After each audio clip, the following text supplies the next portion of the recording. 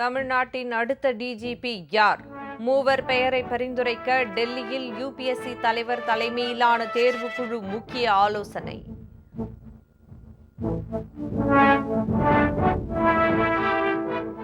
டாஸ்மாக் நிறுவன முறைகேடு தொடர்பாக திரைப்பட தயாரிப்பாளர் ஆகாஷ் பாஸ்கரன் வீட்டிற்கு சீல் வைத்ததை உயர்நீதிமன்றம் ரத்து செய்து உத்தரவு. உச்சநீதிமன்றம் இடைக்கால தடை விதிக்க மறுப்பு.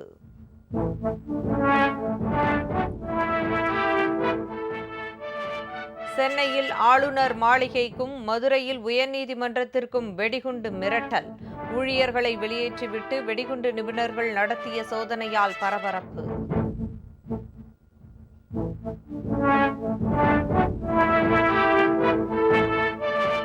சென்னை நுங்கம்பாக்கத்தில் உள்ள கல்லூரி பாதைக்கு மறைந்த நடிகர் ஜெய்சங்கர் பெயர் பலகையை திறந்து வைத்த முதல்வர் ஸ்டாலினுக்கு ஜெய்சங்கர் குடும்பத்தினர் நன்றி.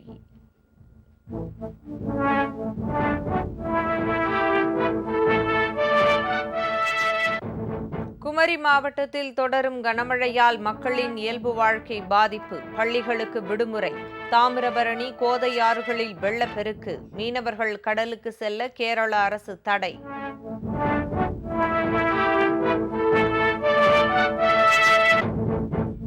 ஆபரண தங்கத்தின் விலை சவரனுக்கு 320 ரூபாய் அதிகரித்து 84,400 ரூபாய்க்கு விற்பனை. வெள்ளியின் விலையும் கிலோவுக்கு 3000 ரூபாய் உயர்வு.